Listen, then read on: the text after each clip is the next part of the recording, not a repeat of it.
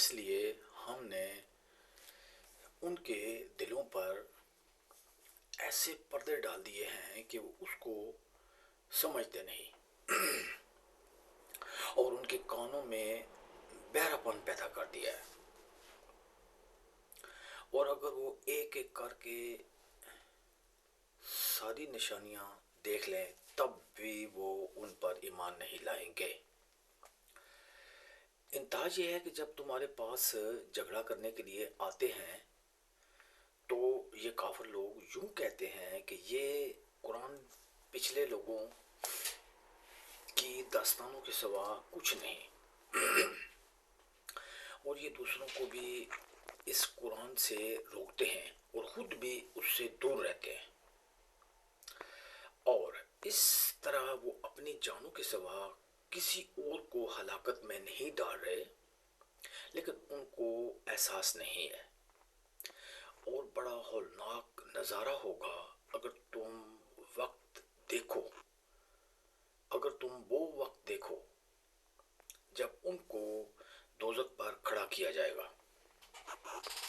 اور یہ کہیں گے اے کاش ہمیں واپس دنیا میں بھیج دیا جائے تاکہ اس بار ہم اپنے پروردگار کی نشانیوں کو نہ جھٹلائیں اور ہمارا شمار مومنوں میں ہو جائے۔ حالانکہ ان کی یہ آرزو بھی سچی نہ ہوگی، بلکہ دراصل وہ چیز یعنی آخرت ان کے سامنے کھل کر آ چکی ہوگی جسے وہ پہلے چھپایا کرتے تھے، اس لیے مجبوراً یہ دعویٰ کریں گے، ورنہ اگر ان کو واقعی واپس بھیج دیا جائے تو یہ دوبارہ وہی کچھ کریں گے جس سے انہیں روکا گیا ہے۔ اور یقین جانو یہ پکے جھوٹے ہیں، یہ تو یوں کہتے ہیں کہ جو کچھ ہے بس یہی دنیاوی زندگی ہے اور ہم مر کر دوبارہ زندہ نہیں کیے جائیں گے۔ اور اگر تم وہ وقت دیکھو جب یہ اپنے رب کے سامنے کھڑے کیے جائیں گے اور کہیں گے کیا یہ دوسری زندگی حق نہیں ہے؟ وہ کہیں گے بے شک ہمارے رب کی قسم، اللہ کہے گا تو پھر چکھو عذاب کا مزہ کیونکہ تم کفر کیا کرتے تھے۔ حقیقت یہ ہے کہ بڑے خسارے میں ہیں وہ لوگ جنہوں نے اللہ سے جا ملنے کو جھٹلایا ہے، یہاں تک کہ جب قیامت اچانک ان کے سامنے آ کھڑی ہوگی تو وہ کہیں گے ہائے افسوس، اگر ہم نے اس قیامت کے بارے میں بڑی کوتاہی کی، اور وہ اس وقت اپنی پیٹھوں پر اپنے گناہوں کا بوجھ لادے ہوئے ہوں گے، لہذا خبردار ہو کر بہت برا بوجھ ہے جو یہ لوگ اٹھا رہے ہیں۔ اور دنیاوی زندگی تو ایک کھیل تماشے کے سوا کچھ بھی نہیں۔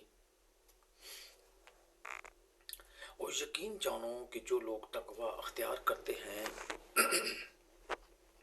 ان کے لیے آخرت والا گھر کہیں زیادہ بہتر ہے۔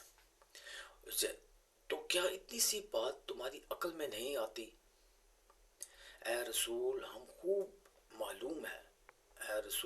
خوب معلوم ہے کہ یہ لوگ جو باتیں کرتے ہیں ان سے تمہیں رنج ہوتا ہے، کیونکہ دراصل یہ تمہیں نہیں جھٹلاتے بلکہ یہ ظالم اللہ کی آیتوں کا انکار کرتے ہیں۔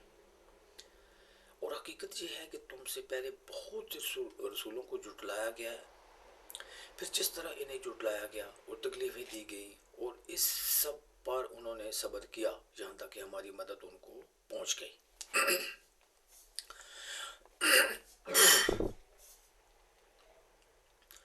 اور کوئی نہیں جو اللہ کی باتوں کو بدل سکے، اور پچھلے رسولوں کے کچھ واقعات آپ تک پہنچ ہی چکے ہیں، اور اگر ان لوگوں کو منہ موڑے رہنا تمہیں بہت بھاری معلوم ہو رہا ہے، اور اگر تم زمین کے اندر جانے کے لیے کوئی سرنگ یا آسمان میں چڑھنے کے لیے کوئی سیڑھی ڈھونڈ کر ان کے پاس ان کا منہ مانگا موجہ لا سکتے ہو تو لے آؤ، اگر اللہ چاہتا تو ان سب کو ہدایت پر جمع کر دیتا، لہذا تم نادانوں میں ہرگز شامل نہ ہونا۔ بات تو وہی لوگ مان سکتے ہیں جو حق کے طالب بن کر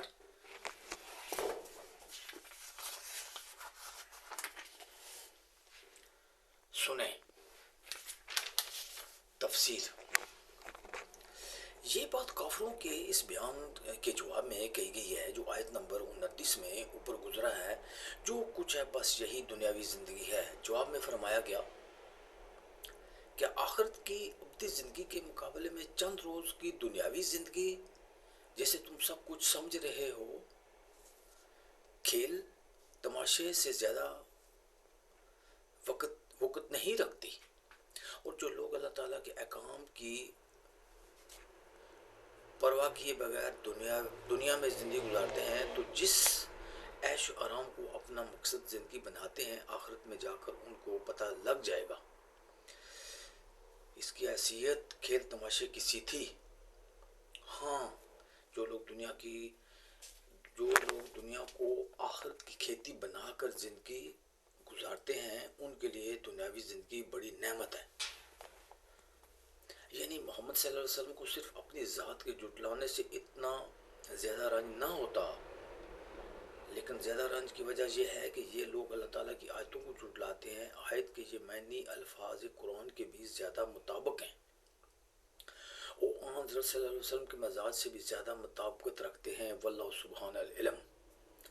حضرت صلی اللہ علیہ وسلم کو اللہ تعالیٰ نے بہت سے معجزات عطا فرمائے تھے، جن میں سے سب سے بڑا معجزہ خود قرآن کریم تھا، کیونکہ آپ کے امی ہونے کے باوجود یہ وسیع بلیغ کلام آپ پر نازل ہوا جس کے آگے بڑے بڑے ادیبوں اور شاعروں نے گھٹنے ٹیک دیے اور کسی نے وہ چیلنج قبول نہ کیا، جو سورہ بقرہ میں 23 وغیرہ میں دیا گیا تھا کہ اسی کی طرف سورہ عنکبوت میں ارشاد فرمایا گیا ہے کہ تنہا یہی معجزہ ایک حق کے طلبگار کے لیے کافی ہونا چاہیے تھا، لیکن کفار مکہ اپنی ضد اور عناد کی وجہ سے